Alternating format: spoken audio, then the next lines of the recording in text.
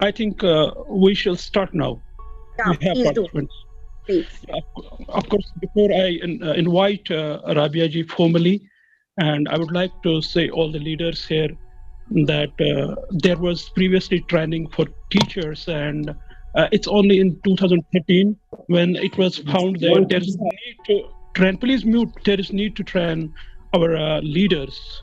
Like we have head teachers there, we have principals. There was no training for them. That was a training of influence, not the training we go for content training. And that's the training for behavior. That's the training, what we call that influence at the most. So for all HYs, it's a platform here. When in 2013, NCSL was established at national level. That's a National School Leadership Academy. And then under this umbrella, there were state leadership and UT leadership academies established. And then we had different structure. On that structure, Dr. Rabia Mughalji, inshallah, she will talk on the structure and who is working there in Leadership Academy, what's the way they are working, and she would formally welcome. And to begin it, I would say that it reminds me the famous verse that's based on influence, because in leadership, we call that leaders are led by influence and they lead by influence also in the future, which is called sohbat. And Sheikh Sadi in Gulistan Bostan, there is one famous verses there that is Gile Khushbue Dar Hamam Ruze Rasidas Dast Mehboobe Badastam Bado Guptam Ki Mushki Ya Abiri Ki Boye Azdil Amez Ki Mastam. Please mute yourself. Yeah. Then at the end, this clay says there was a clay near the washroom, and one traveler was there who lifted this clay, and it was smelling sweet, and questioned that if there is washroom, we expect bad smell there. But the clay answered there, here happened to be a rose plant. A rose plant was here before years, and that's not now here, the rose plant, but I have the same influence.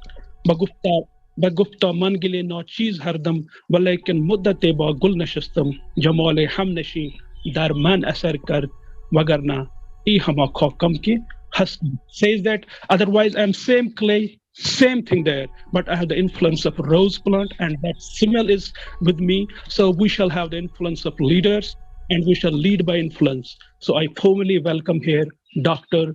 Rabia Mughalji. She is the divisional coordinator for SLA State Leadership Academy here, and it's your turn, and who will speak about the structure, working, and she will welcome our guest today, inshallah.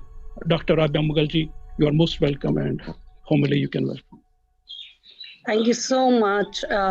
Bismillahir Rahmanir Rahim. Assalamu alaikum. Hope I'm audible, Syed Hamid Bukhari Sahab. Hope I'm audible. Are you yes, ma'am. Yes, ma'am. Yes, ma'am. You are audible. You are audible. Okay. Thank you so much. Assalamu alaikum, and a very pleasant good morning to all of you. Thank you for being with us today. We extend a warm welcome to all of you. On behalf of School Leadership Academy, SCERT J&K, I sincerely thank and acknowledge every one of you who extended help to us for making this series of webinars a grand success. Trust us, all of this would have been just a dream, if not for your immense support. Today's program of Meet the Eminent is a link in a series of webinars School Leadership Academy, SCERT J&K anticipates to organize. And the School Leadership Academy, as you all know, that it's established in 2020, 2021 at the State Council for Educational Research and Trainings, J&K, under the umbrella of the National Center for School Leadership, NCSL, NEPA.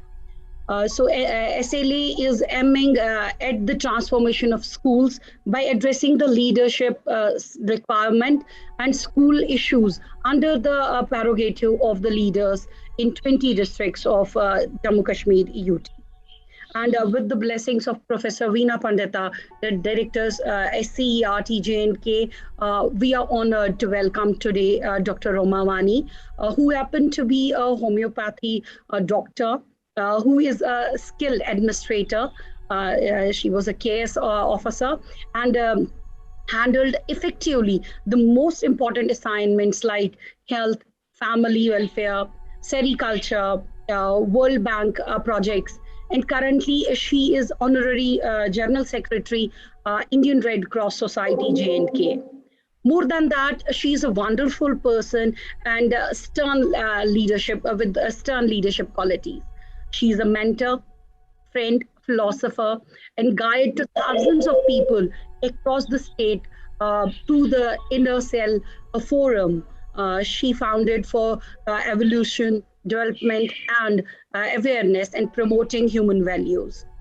We are really honored to welcome you, ma'am, and you are living legend. You are the person what you are just inculcating in other people. You are the one who has all those human values. We talk about knowledge, skill, and attitude, and you are the amalgamation of all these three things. And we are really honored. And I, on behalf of all my SLA team, I welcome you, ma'am, wholeheartedly. I extend my welcome to all the SRGs, our participants, aspiring leaders, and the leaders who inspire us.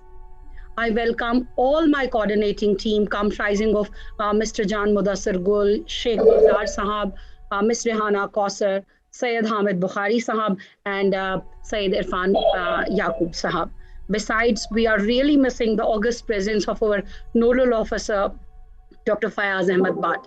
I wholeheartedly welcome all of you, and I believe that your blessings and your presence will be with us for all the series of these webinars.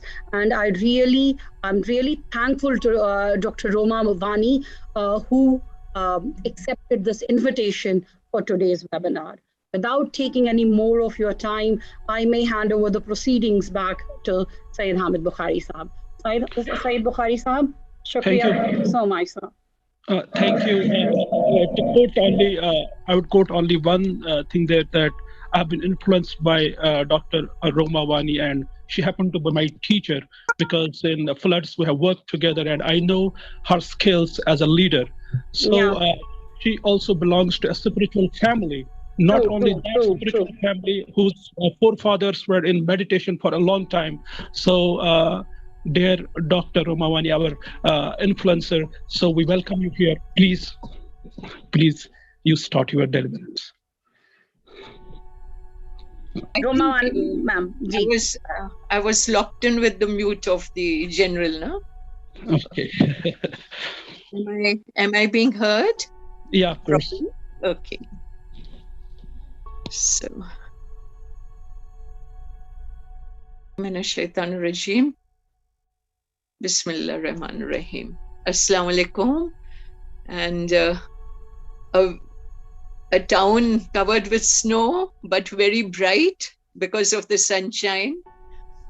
And I hope we are all here together with that brightness within our hearts. The brightness that, shuns all darkness. So to me, it's the environmental day today is really very symbolic. And today I was given the topic, school leaders as mentors. And obviously, when we bring out leadership first, it means we must first talk about how does a person become a leader? What are the qualities that a leader would want to be having? There were days when, there were sayings like some people are born leaders, some work to be leaders, and some have leadership thrusted upon them. Now, a born leader perhaps has all the qualities. A leader who works for those qualities. And then there are those who come, as Said Saab said, that, people were earlier becoming, through their promotions or seniorities, were getting to positions of leadership, So I think the whole trend over a period of time, and as Dr. Rabia also mentioned, the beautiful words that, there was a time when people said, when they were praised or they were asked, who have you been influenced by? And the response would be, so-and-so has been my friend, philosopher, and guide. I think these trends, because the world is also changing, a lot of technology has come in. So I think leaders, friends, philosophers, guides, their qualities at the end of the day were influencing certain lives, isn't it? Now the education system saw that from joint families, we were reducing ourselves to nucleus families, so that the informal education that children got from their grandparents or their, now of course mothers are working, but earlier mothers were also a great influence. So the informal education that a child was getting at home, to a certain degree, I think it got a little less, and I'm trying not to use very harsh words, but then one entered the formal education, and then came a time of non-formal education, where extracurricular activities and organizations like, they were giving that education which was a complement to the formal education, but it didn't come in a classroom. It came in play fields, through sports, or it came through other, activities like rock climbing and going on tracks and learning, or touring, swimming. So these three different methods of education, informal, formal, and non-formal. But again, as I said, the world is moving so fast that we cannot hang on to our old system, the orthodox system.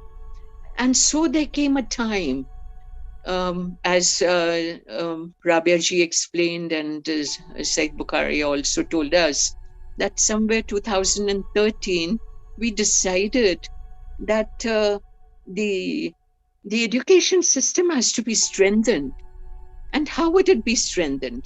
The person who's leading at the top has to handle a group of teachers. The leader at the head of the institution, the school, colleges, has to handle a group of teachers. And those teachers, just a formal education of syllabus is not enough. If the teacher has to actually leave a mark on the child's mind, then the teacher must have those leadership qualities, And so in a hierarchy, it was decided, people came together. It has been a long procedure. It's not overnight someone got up and decided, okay, now we are going to change the system. No, a lot of educated people came together. They sat, they, compared they shared their ideas, and formally they decided that mentorship should be encouraged, and it should be a part of the education system. Now, just imbibing qualities of a leader and being called a mentor is not enough, because mentorship is never a one-way affair. Mentorship is a partnership. Mentorship is the partnership between the mentor and the person who is ready, who is willing, who looks up to the person he's going to learn from. It's a very simple thing. Like I am today enrolled as a teacher, and I go to a school, and there are 4 senior teachers, right? But who would I look up to? Someone who I feel has the longest experience, for example, to start with. Oh, this teacher has, say, 10 years or 15 years of teaching. Then I would say, okay, now experience is there, but is he willing to teach me? So the willingness on both the parts, and then I would approach that teacher, and I would love to ask once I decide he's going to be my mentor or she's going to be my mentor, then I willingly, go to the person and ask to be taught from their experience how I may go about dealing with the children, dealing with their problems. And this is not just one stage. Once a mentor works on a mentee, that mentee later on becomes a mentor to the person who is again looking up to that person. So it's a cycle. It's a cycle. One person starts, and then he has followers. Now, it's a little bit different from leadership. In leadership, there are classes. You can be an autocratic leader where you say, well, I and me and mine. My word is the last word. Whatever I say, it's correct, and you have just got to follow it. Or a leader may be democratic and say, this is what I feel, but what is your opinion? And then maybe by consensus, he moves on. And then there is a laissez-faire leadership, the leader says, look, I trust all of you. You just do your jobs, and I'm there. I'm around for advice. And, or if you are in some problem, okay, I'll bear the brunt then. And then is a very rare kind of leadership. It's known as the parental leadership, where the leader, he treats everybody as a family. He understands their problems. He takes work from them according to their capabilities. And if they go wrong, with that parental attitude, Now, these qualities are also required by a mentor, no doubt.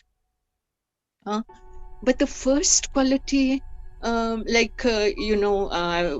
when I was reading the late President Abdul Kalam Saab, and he said the one quality that a person should have is a leader should have his vision. He should have a very, very microscopic vision, where he not only sees what is required, but he works on it, and he also can perceive what the end result would be. And he said a leader should take the risk of going on new pathways, not following the beaten track. And I think if I remember, he'd given us 6 points. I think like balancing success and failure, or and yes, from his own lifetime, he gave an example where he said how when there was a failure, the chairman of that place took the blame on him. But when they succeeded the next year, how he was, Dr.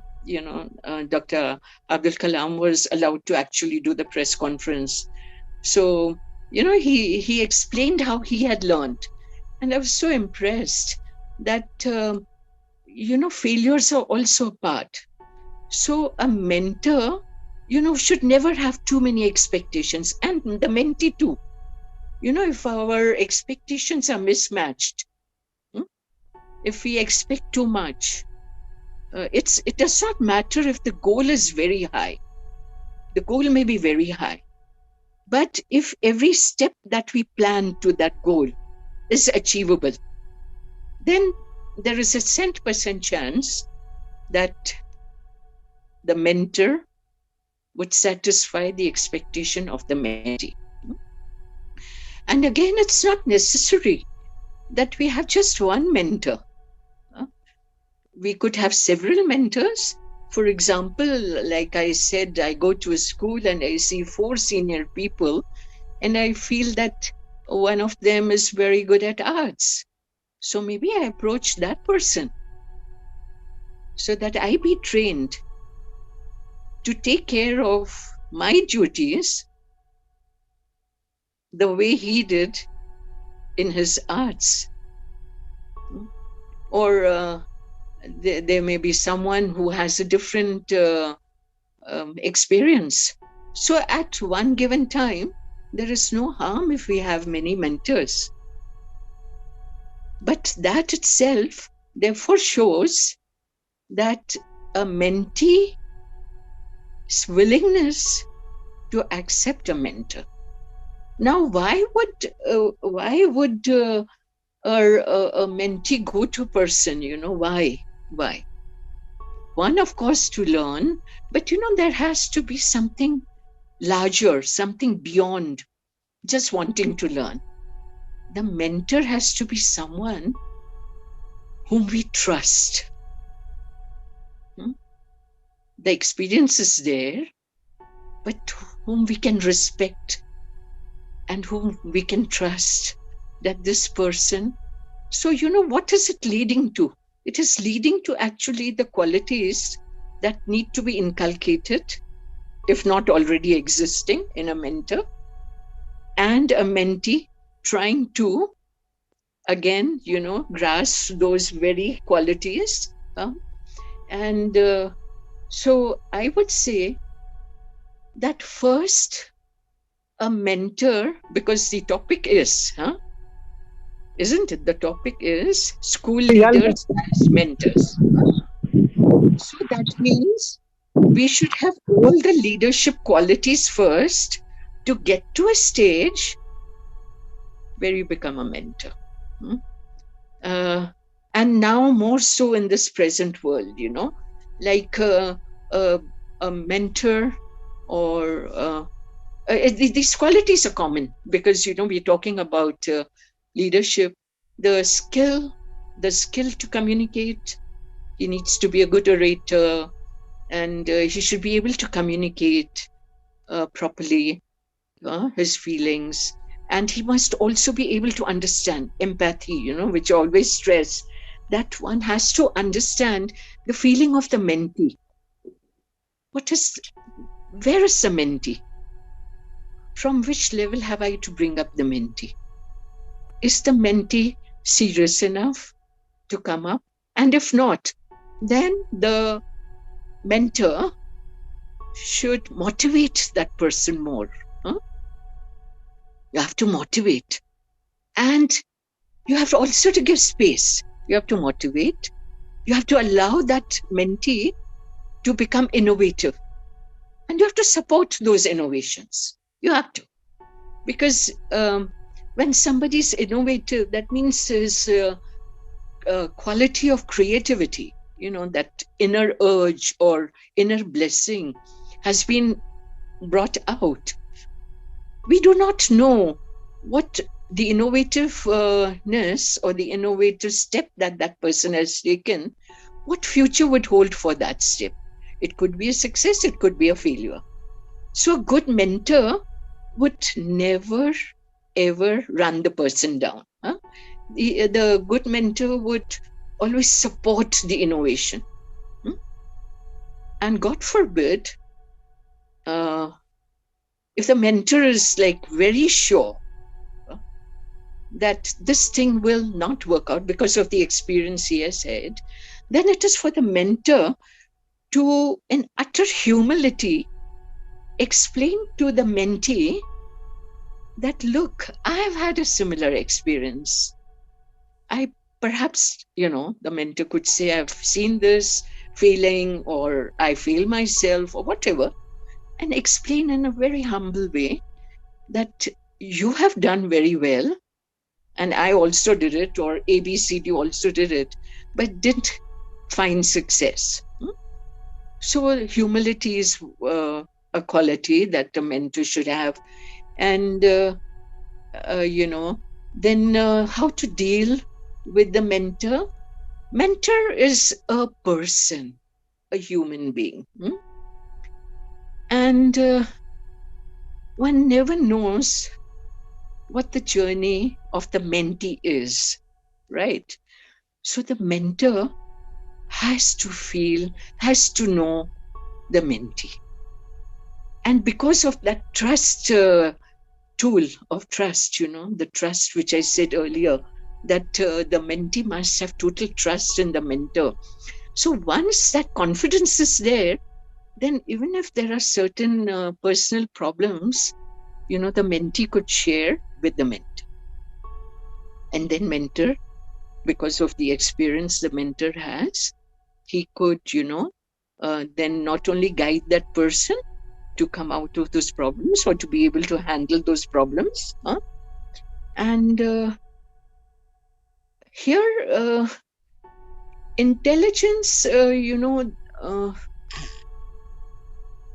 intelligence, not in the sense of the book intelligence. Here, a different kind of, I would say, a super soul intelligence is required, where, you feel one with the person. And through that intelligence, you guide that person and, bring the best, let the best surface in that mentee. And therefore, what I would say, that the word mentor has been coined, actually, I think, to bring the qualities of leadership, of humanity, of spirituality, just all of them in one.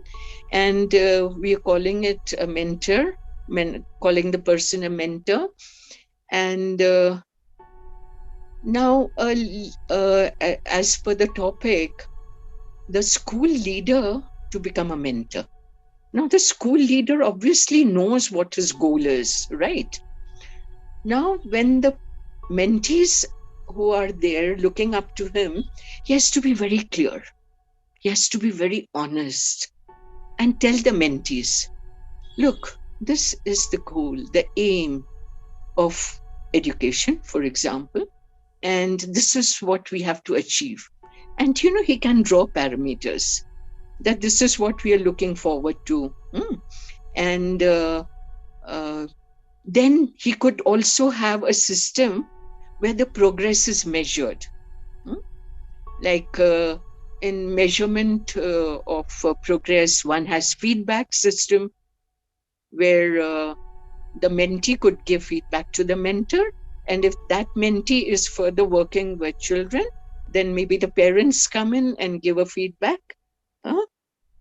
And the relationship between the mentee and a person a student, for example, has to be that of an elder person. I again, I remember Aristotle in one of his sayings said that the teacher, so I will use the word mentor, is more important even than parents, because parents only give birth, but the mentor is making the person. The mentor is chiseling, is sculpting the clay, that the parents are giving to the mentor. So Aristotle. And as far as education is concerned, again, Aristotle, there was this one instance when a lady with a 5-year-old child came to him and said, "When can I start teaching him?" So, he said, how old is the child? And the mother said, 5 years. And he said, "My dear, just go and start educating him immediately. You're already late by 5 years." So it means that we have to start the moment a child is born. And similarly, since that child is within us right till the time of our death, therefore, no moment is, too early or too late. Every moment that we get to learn is the right moment. And talking about learning, the beautiful thing about a mentor and mentee is, actually there's a misconception that, only the person who's a mentor, he has to be knowing everything and he has to be telling everything. No. It's a two-way affair. Even the mentor is learning. He's adding to his experience, because the mentees, with all their problems and, whatever obstacles and challenges that come in their way, the mentor is also learning, isn't it? So learning is a lifelong affair. And of course, we have this national education team that has made modules, and those could be studied. And as I've always, whenever we interact, I keep telling you that I don't like to, talk what comes from Google or what comes from, it's because this is something you can handle yourselves. But the uppermost tool or trait or quality, I would say, in a leader, the uppermost is the quality to listen. If you're ready to listen, then half the battle is won, The mentor has to listen. He has to listen to the mentee. And of course, vice versa, because if the mentee doesn't listen and just hears and, takes it very easily. And when we listen, what happens? If we are just hearing, nothing happens. We hear, some part of it goes up here, some just moves out. But when we really listen, what happens? You start thinking, and when you think, questions arise. So if you really want to be a good mentee, progressing into a very good mentor, please ask questions, but ask intelligent questions. Questions which are related to the topic that the mentor has been telling you about. Ask. Because once we go into this mode of inquiry, then what happens? Not only do we find answers, but if and when the question itself becomes another challenge, then again, the mentor and the mentee, they delve into the depths of knowledge, and they learn more. And once you learn more, so what we are leading to, that even if one is a mentor, one should not stop updating one's own knowledge. We have to go on updating our own knowledge so that we are not caught unawares. It would if I'm called a mentor, and sometimes it could happen that one is in a group of mentors and someone knows a little more, you can learn. But if you're expected to know that and you don't know it, so it's always good to keep updating one's own information, knowledge, whatever is happening around us. Because Not that anybody and everybody can be complete or know everything. There's always scope to learn more and more. But these are things that the mentor has to be aware of. When updating oneself with the latest knowledge. What are the education systems? Since we are talking about the school leader becoming a mentor, So these are again a few things that we could talk of. And so listen, and everybody should listen, upgrade one's knowledge, and then feel empathy, know what the other one wants, and one should have humility, okay, to be able to say, I'm also learning from you. And if where we know that someone is not, I'm trying to frame up. And then we can, of course, as we go ahead, we'll come to exactly what mentorship is and why the system, what are the challenges. But it has to now be understood that mentorship in education, especially in education, is very important. Because just having a skill or a tool and going about, and the greatest challenge has come in with the pandemic. Now we're working online. Earlier offline, what would happen, one had one-on-one interaction with every person we were talking to. So now as you may have all of you leaders in your schools and institutions, how you were communicating online. And so online, of course, has the advantage that it is a large scale interaction. Large scale, I mean, I'm sitting here, I have meetings where even friends from America are there. So fine, so it's large scale and distances don't matter. But then it has its disadvantage also, isn't it? Because you're working online and offline, maybe slightly disadvantageous to the extent that we are in a smaller group, but advantageous because we are giving a hard copy questions to each other. You're trying to monitor how the children or mentees are functioning. You can guide them there and then. Questions can arise. But for online, we have to wait for the time. But so one has to balance all this. And again, coming back to, I think, yes, the balancing, I told you, Dr. Abdul Kalam said one has to balance the failure with the success, the good with the not so very good. And then, of course, I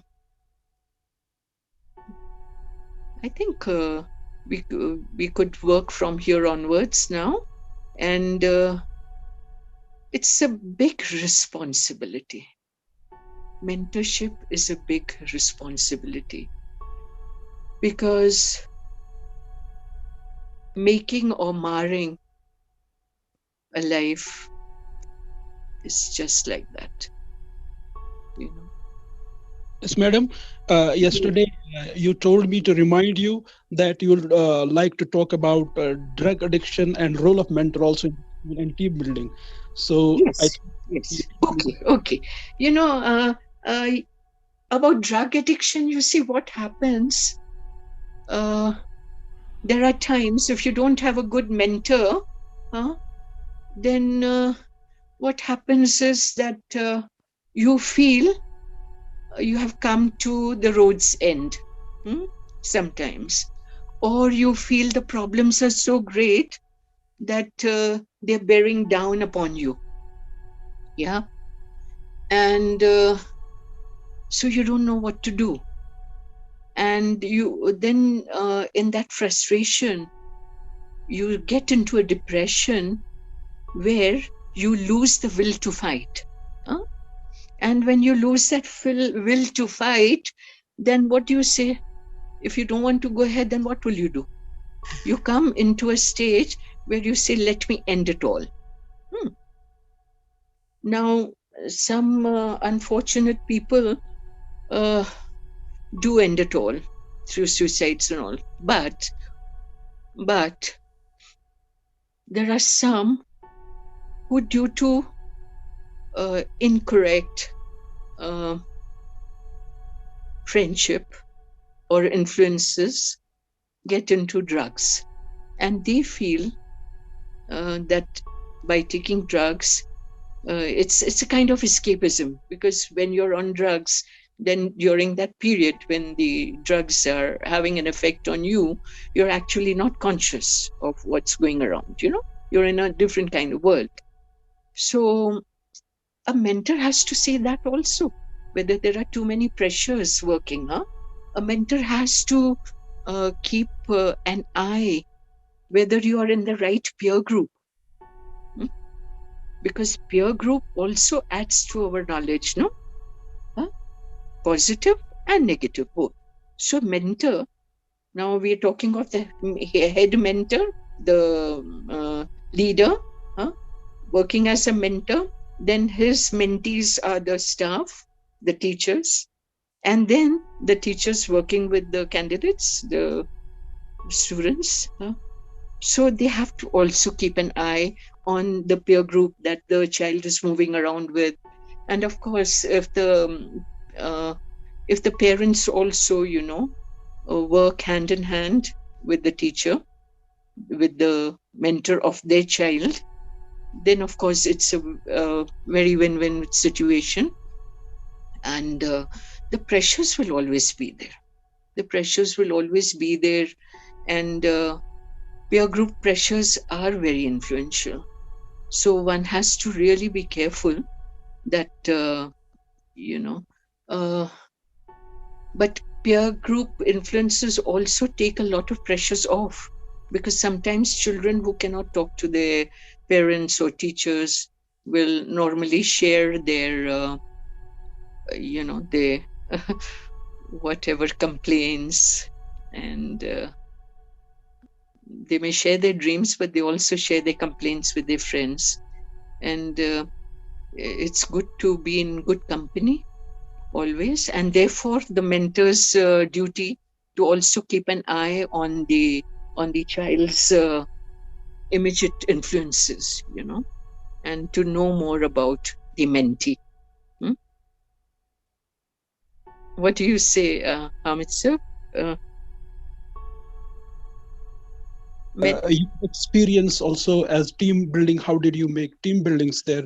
You also told to remind you about those team buildings, how they will work buildings in schools. Team buildings are very, very important, because you see the certain characteristic comes in team building. It's the characteristic of selflessness. Once that character is encouraged and fed, then alone the teamwork comes.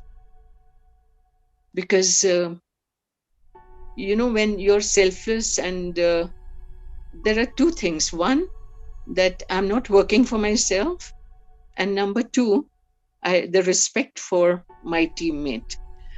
A bondage, where you say, where say 5 members or 7 members or whatever, 3 members or whatever the team, it becomes one, and says, then they actually merge their individual identity in the team, the identity of the team. Therefore, you have these, you have seen these relays,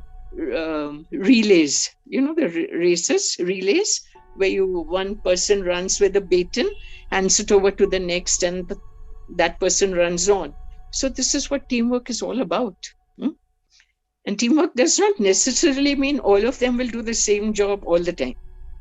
Teamwork also means, and therefore the duty of the mentor again, you should be able to delegate, you should be able to delegate. You should be able to trust the mentees. You can delegate further. Suppose the school leader has 10 jobs to do. He has to prioritize. What is important for me to do today? And so, okay, I need to do these 2 important items, because every morning, as I always insist, you have to have your POA, the plan of action. So the school leader makes his POA in the morning and sees there are 10 items. So, okay, he prioritizes. Now, these are 2 which I can do. So he will do those, and he must trust his mentees enough to delegate powers as per their own. He knows their capabilities, their willingness, their involvement. So, see, in whatever I have been expressing, I have actually, I'm sure if you all will Google it up, I'm sure whatever I have said, somewhere or the other, these qualities will come down in your leaderships, your traits. But we are talking now about how he becomes a mentor. So the responsibility of the mentor is very great, because he wants whatever he tells his mentees has to, go down to the lowest level, and vice versa. He's ready to listen. Then whatever the feedback comes from whatever quarters, from grassroots level upwards or from around, he has to make a note of it. And of course, very important again is the review system, where you get together and review the progress. And in case in the review period one sees that we have not made enough progress, or there are chances of making no progress ahead, then what one does is because it's known as a review, so then you at that point can again change your path. As I said, it's not necessary to always take the beaten path, and there's no harm, experimenting with new ways and innovative ways. And sometimes it's good also to observe and see how the mentees are responsive. To what are they responsive? If the mentees are responsive to a particular thing, then the mentor could utilize that very tool, and the mentee then has the satisfaction on working on something which is close to the heart. So that is one of the other things. And mentor's responsibility has to be understood, and there should be a willingness. One should never feel that this mentorship, as I was talking about the leadership, one should never feel that mentorship has been thrust upon me. No. If you are in a situation where you feel that mentorship has been thrust upon you and you can't do justice to it, be strong enough, courageous enough to say, okay, goodbye, good luck.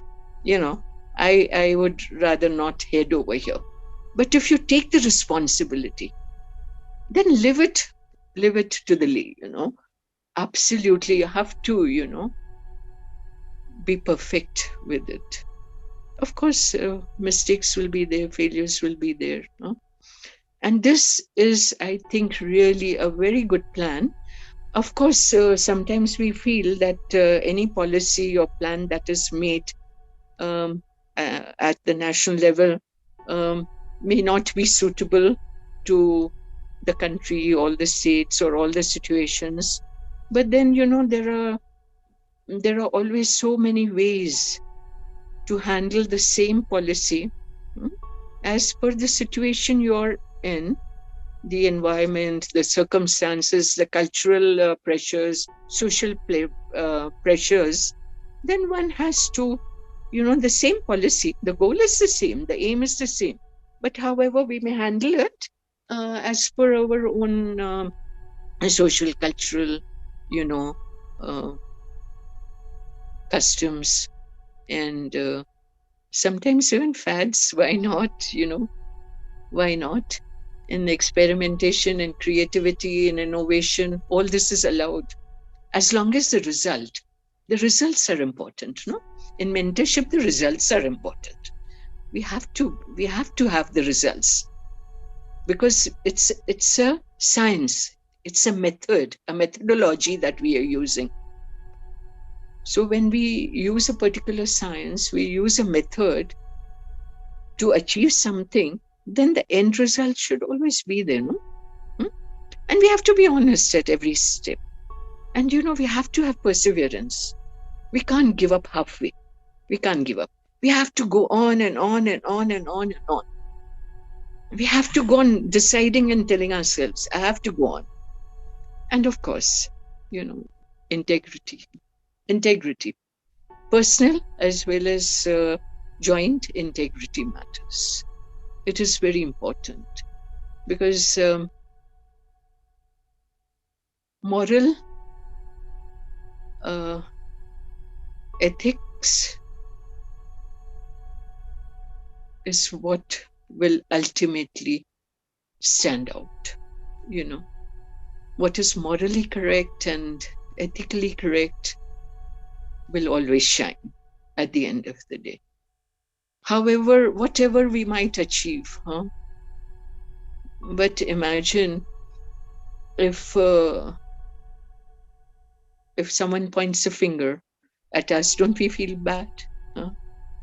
If someone says, this person has done this, or this person, how people do talk, then so mentorship is not easy. You become a mentor and you have the responsibility of the mentees. Then gone are the days. Like for me, even today, if I close my eyes, I'll see my teacher A, B, C, D, and I learned so much from them. So much so that when I was a teacher myself, all those experiences and all those memories and all the images, stood before me. And I had someone, they never claimed to be my mentors. Never, ever. But what an impression they had left. That, I would perform as if I was them. And therefore, when success came to me, I think that was, God has been very kind. I didn't allow it to go to my head, because every time some child would say something lovely to me, or even now when I meet my students, after all these years, when they are themselves parents and, then I think the credit goes to the mentor, no? Because that mark somewhere was left. And when I functioned, it was more the mentor functioning through me. So in a way, the mentee has to realize that once you bow before the mentor, you surrender to the mentor's guidance and direction, then you only become instrumental. The person, you are instrumental to carry that knowledge, to carry that tool, the skill, the activity to, again, who is your mentee? So to your mentee, you may be a mentor. But, we have to keep being conscious of the fact that I am only an instrument, because then alone the family will go on increasing, of mentors and mentees. And, by and by, the whole system, after all, what we are today is also through mentorship, isn't it? Maybe different kind, parents and spiritual teachers and the different schools that have. So we are a product of that. And the world, if today we feel that the mentees, mentorship and is important, then somewhere whoever has made this policy is visualizing a world where, a certain standard of ethics and morality and knowledge would be achieved. So these are a few things that, one could think about. And of course, maybe in the dialogue that we have, we could talk further about anything. Yes, madam, you also told that you remind me about that first aid boxes besides education, mentors don't use in efficient manner in schools. You also told me to remind that how they can use Red Cross, their services, whom to Yes. meet there. And also Yes. you told me that you will talk about inner call to them and with the collaboration to school leadership. You also told I will share this case study of students who were on last stage of drugs, and then they will go to schools in collaboration with SLA, and they will send these experts there in the schools. These were 2 3 things you told me to remind. Okay. Actually, I don't want to. I told you I would like to talk about, when I talked about the non-formal education, I had scouting and guiding in mind. I've been a vice president for last 20 years. I've been now, of course, I'm trying to let the others come into and the movement and take over from us. We are always there to give advice, but so non-formal education through scouting and guiding. So what happened? It became complementary to the formal education, and same with the Red Cross. You see what we are teaching, like we are not waiting. Now this is again an indirect way of mentorship. We are not waiting for a child to become a doctor after say class 12, then go to 5 years of MBBS and internships and all that. No, what we are doing, even at the age of 12, a child could learn how to give first aid. And then what happens? My dream was to have at least one trained child or one trained person in every family. So I would have a little doctor in every family, because at least first aid. So that was my dream, and therefore I did a lot of awareness activities, went to schools and told the children, and that has been a very good experience also. And I'm sure if not today, tomorrow, because my successors have been also working very hard, and I'm sure a day will come when not only here in our country but all over the world, because these are international movements, as you know.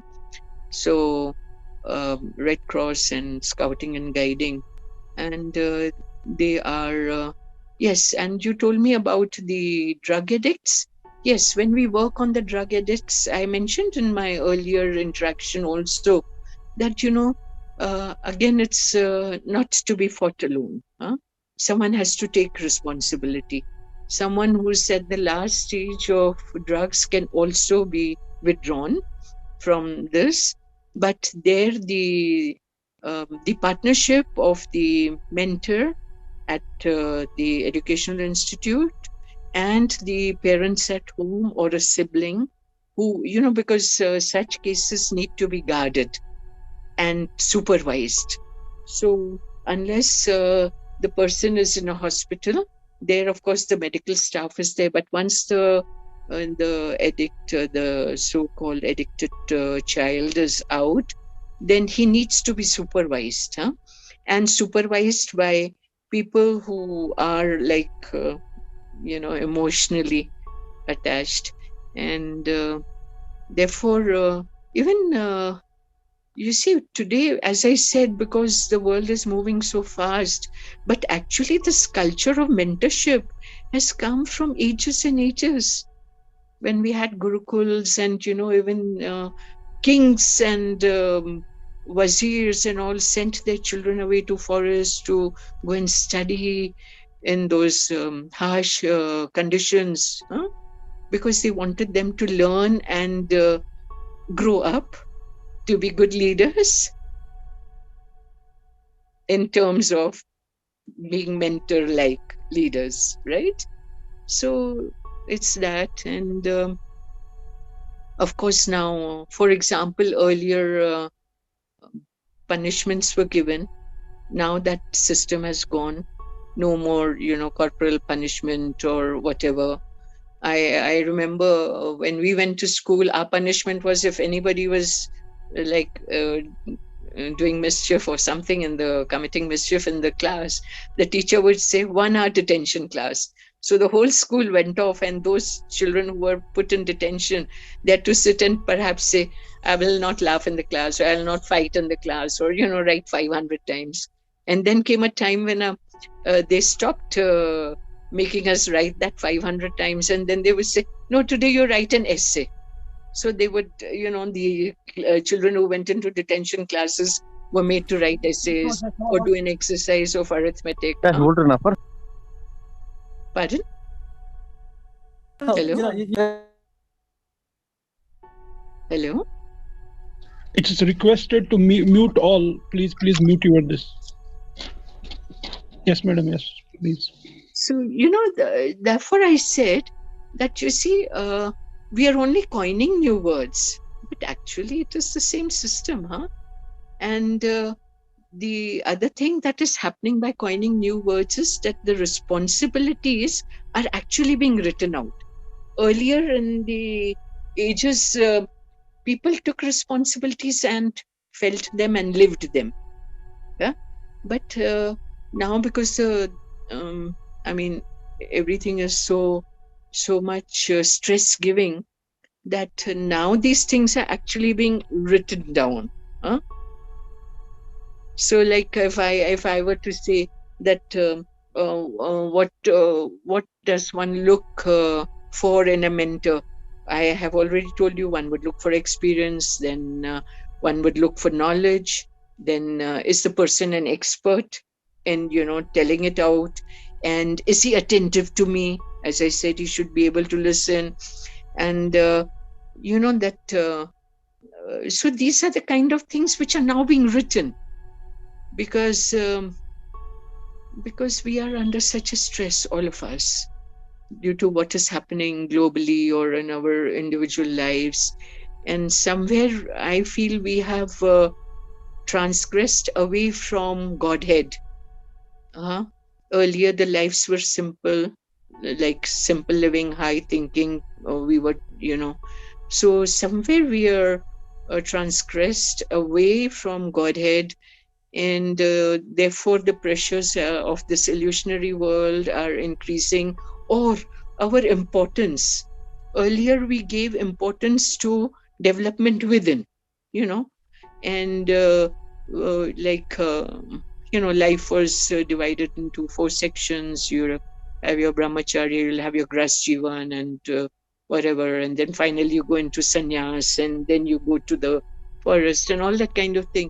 Now the life is not so long either, and the old systems have all been broken down. So I think because of that stress, now these things are being written out, that if you're a mentor, you must have this. If you're a mentee, you have to behave like this. We could, what we are doing now, suppose we were doing offline, then we would be calling it a workshop, for example, because then I would perhaps have some hard copies. I may be wanting to show you something. I may be wanting to give you something and make you do some exercise, and we would say it's a workshop, right? But now we are working online, so we can talk, we can discuss, and maybe some of us are sitting and making, because when I attend classes, I attend a few classes, so I keep my notebook and my pen ready, and then the questions come again through Google, and so then and there I know how many marks I've got in my quiz sheet. So everything is changing so fast, huh? And therefore going back to Godhead makes it important that we also go back in our education system, no doubt coining new words, but we are going back to the same thing. You have a mentor right at the top with all the leadership qualities, huh? And then there is this group of people, who's looking up to him, learning from him, or questioning him, huh? And then also giving his own ideas. And the mentor is handling all that group. And then that group with that new confidence is going and, working with another group, and so on and so forth. So in the present education system, if we can develop, and I'm sure we will over a period of time, if, for example, SLA through SCERT is now conducting these classes regularly, you can have many, many experts coming. For example, I'm talking today. So in a larger sense, I could be a mentor. You are the mentees. Then tomorrow someone else will come. So you will have multiple mentors, you see, because we are talking from our experiences. And then you can come back and question. Like last time we made a WhatsApp group. So many of the participants asked questions, or, we discussed things, or some of them call me up. So it's a system of interaction where we can be open and we can be honest, and we know what the goal is. Goal is to now give education that will be meaningful, and coming to this meaningful education, we are now, as you know, we are beyond the book syllabus. We also do vocational trainings, isn't it? We have these ITIs, and also people who may have very minimum education, like reading, writing, arithmetic, whatever minimum requirement of qualification. Then they go into the ITIs and they'll get vocational training. So a mentor has to look at all these things, A mentor has to actually see that my mentee is growing. Yeah? He has to see that the mentee is growing. He has to keep that eye on the mentee. And the mentee should also have the confidence that, yes, when I chose this person to be a mentor, I have also flowered, I have bloomed. And of course, there are many different ways of executing these policies. So as I said, one should not hinder from trying new things, experimenting with new ideas. So at the end of the day, a school leader is the mentor. He is the mentor. He is the main mentor, But the mentor in his private life may have many mentors. The school leader as a mentor is for the school. But his knowledge again, or his own growth has to come from other mentors.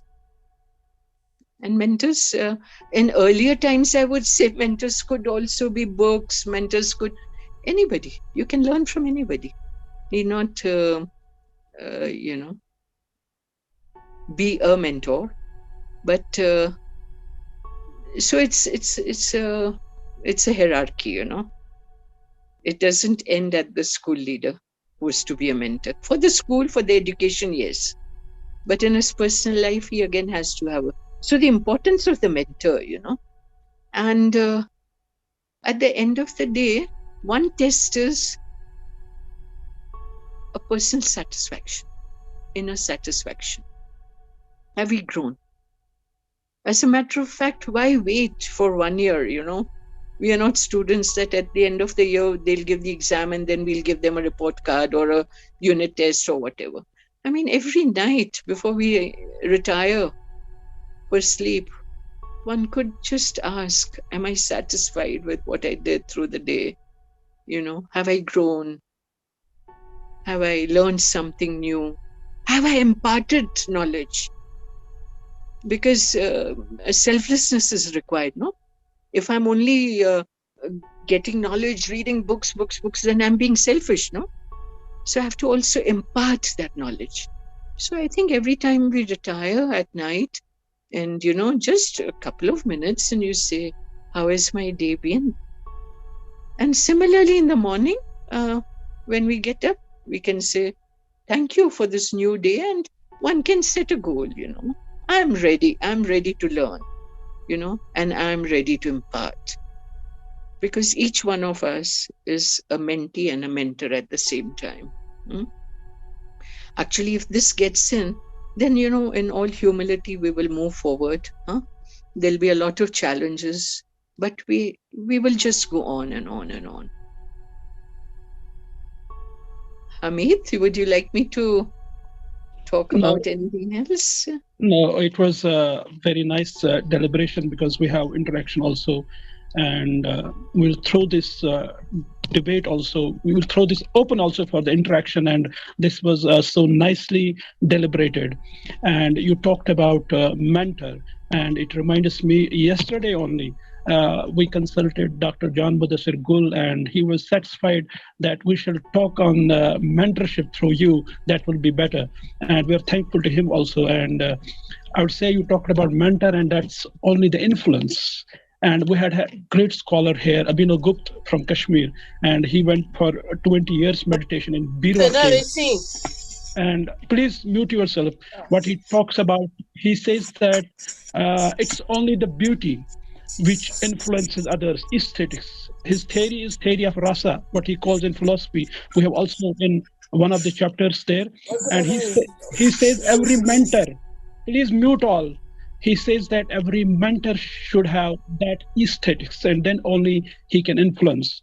Also, we have one of the best verses about mentor and their influence by Rumi, who says that Yak zamana sohbate ba awliya behtar az sad salatat beria. What he says there, that it's better to sit in the influence of mentor for a moment than to go for 100 years meditation, true meditation, not the false, true meditation. Better is to go and sit in the influence of mentor because he has experience. He talks with his own experience. He doesn't talk about the books and all those things. Otherwise, it will take longer.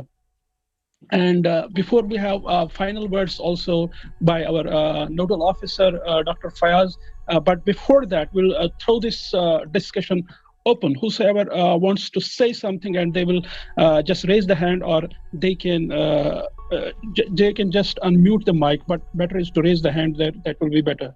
Please.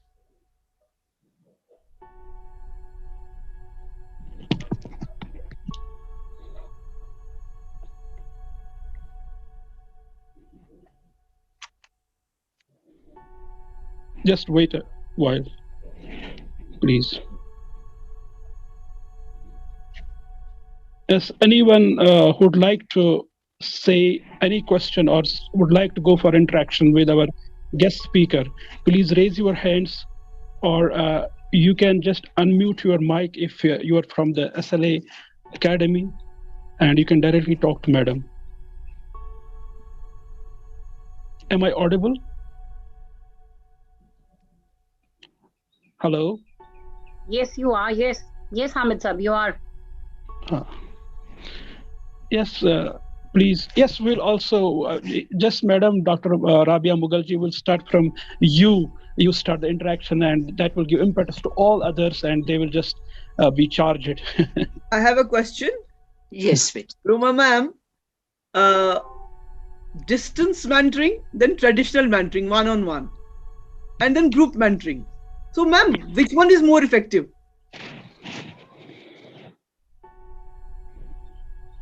You see, both of them have their pros and the cons. Huh? It depends also on the people involved, right? So maybe if you have people who are almost at the same wavelength, then distances don't matter, nothing matters. You can just monitor, because you see, if you're on the same wavelength, you are using the same vocabulary, and you know each other, your body language, your tune is perfect. But it depends on the participants, no?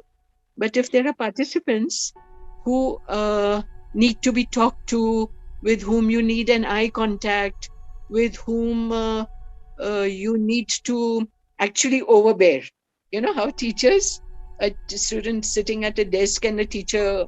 So I would say that one has to be selective, and therefore it's important to become a mentor. No, you have to have that quality to evaluate the situation, right, and then decide what is. I would say they both have their own plus points, and Rabia, it is a matter of decision of the mentor. Now that schools are opening, we are on one-to-one mentoring when it comes to student and the teacher. Yes. So, ma'am, can we judge at this moment of time which one would be effective? like this time we are with a mentor, Madam Roma Wani, and we are mentees at the moment, and we're getting very much influenced, very much influenced. Does this happen with the children, children of small age, say 6 to 40? Okay, I say 15 is okay. They're quite mature. Please give a remark on this. Should I tell you a secret? Yes. I think with children that age, only one word matters. Right. That is love. Yeah, that's right. I'll tell you my personal experience. The first day I went to school, and of course I was teaching other subjects also to higher classes, but they made me a class teacher of, say, the 4th class. And when I went in, there was pin drop silence, and I wanted the children to talk. And then they wouldn't. Registration हो गया? क्या है इसमें क्या problem? तो एक और वो registration. Farooq Sahab, please unmute kare apne ko. Farooq Sahab. Yes, ma'am. Please continue. So then I saw that the children are not opening up. The very first few minutes I'm telling you about. So I said, okay, I introduced myself. I said, I'm like this from Bombay, this, that, I'll be your teacher. And then I said, okay, who's the monitor of the class, you know? And so a very beautiful little child got up, very pretty. I taught in a girls' school. So she got up and she gave me her name. And then she says, ma'am, can I come to your desk? I said, yes. And you know what? She carried a stick in her hand and she said, this is for you. And I said, what is this? She said, you know, our previous teacher used to, you know. Oh my God, I was so shocked. And I said, what nonsense. I'm not the kind who's going to, you know, be. So I just took that stick and broke it. It was a whip-like thing from the. And I think I won the children over that very moment. Thank you, ma'am. Thank you so much. Thank you so much. So you give your love and you won't have to worry about anything. Children will rush to you. They'll open up to you. Mentorship needs connection. It needs connection. Yes. But that connection has to be of love.